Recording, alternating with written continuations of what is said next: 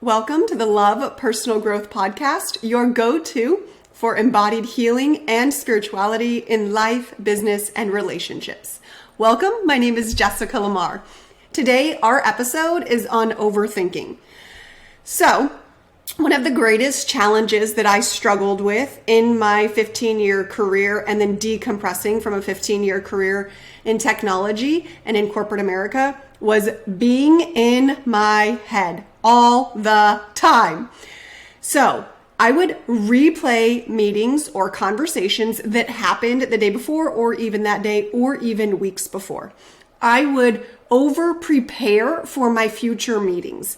I would over obsess about what I needed to do and how I needed to do it. And let me tell you, it was mentally exhausting. I felt like I had no time for myself. Every ounce, every moment of my time was taken up by thinking. And I believe that, as I look back now, that was one of the greatest deterrents to me rediscovering who I was, because my mind was so full of what I told myself I needed to focus on. And as I realized, okay, I need a shift. I'm tired of being burnt out. I'm tired of having no boundaries. I'm tired of pleasing everybody else. I'm tired of always thinking. I'm tired of not being able to sleep. I'm tired of being tired. As I was in those, I realized if something is going to shift, it's got to be my mind first. And for me, that's what it was. It was being able to clear out the mind, to calm the mind, to settle the mind. And what that did for me is it opened up this clarity within me.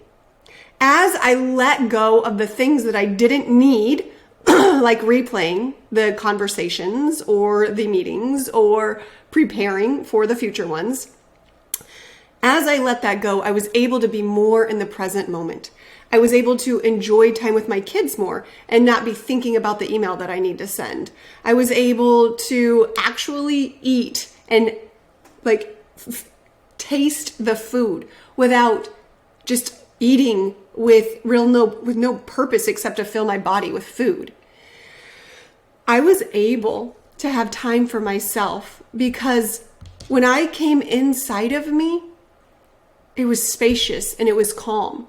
You see, what I did is I created an inner sanctuary of peace, of calm, of clarity. And now within that inner sanctuary, I get to experience that at any moment. It is one breath away or I'm already in it. That's how incredible it is to be able to clear the mind and to come back to yourself. So how do you do this? There's many ways to do this. People learn this through yoga. They learn this through Pilates. They learn this through running. They learn this through meditation. They learn this through healing. They learn this through spirituality. There are endless amounts of ways to learn it. How I teach it is first, number one, you have to unlearn. You have to unlearn what you knew. So when we grow up in a patriarchal society or in a society in which you have to prove your worth and your value, you are constantly on. Because if you're not, then how are you proving yourself? So, number one, you have to come back to the innate worthiness that you are and really believe in that. Now, I just want to be clear that I'm not saying that any of this is easy, but this is about the truth of the matter and what is happening whenever we are overthinking, whenever we are overdoing, whenever we are over anything. It's because we're trying to prove something. Okay? So coming back to the innate worth within us, that we are not separate, that we are not unloved because we don't do something or we don't be someone. Okay?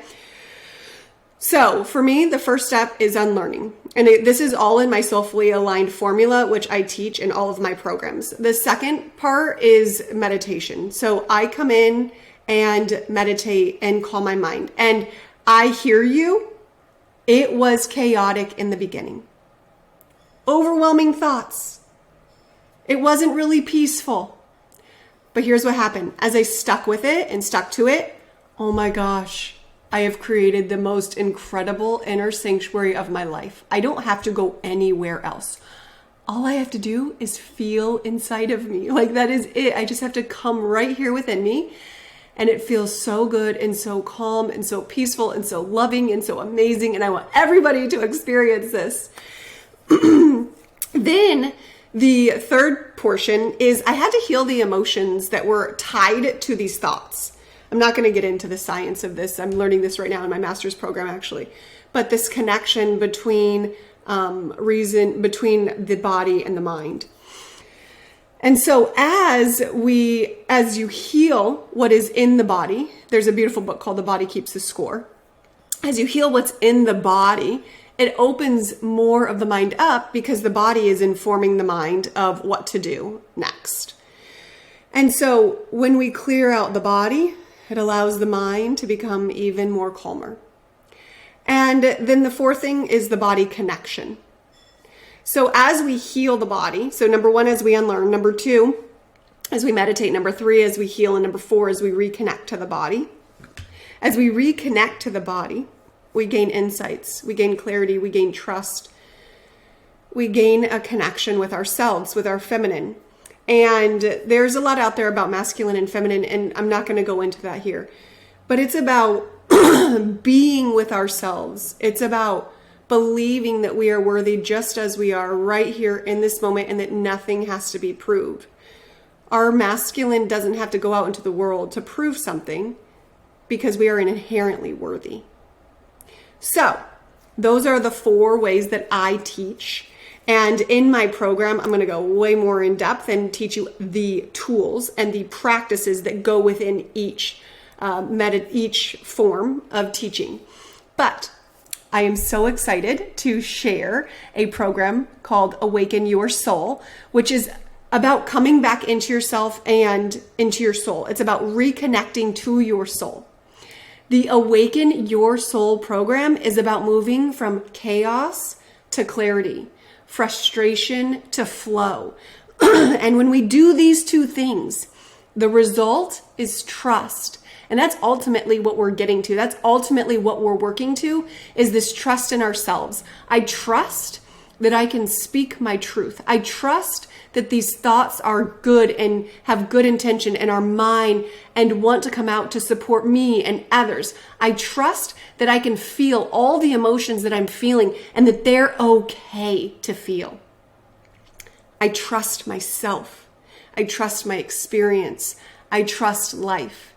But that takes work. So in this program, in the Awaken Your Soul 3-month program, what we are doing is the first 2 steps. We are opening the mind and clearing the emotions so that we could come into more trust. I am so looking forward to you joining. If you haven't yet registered, I invite you to register. And if you have any questions, let me know.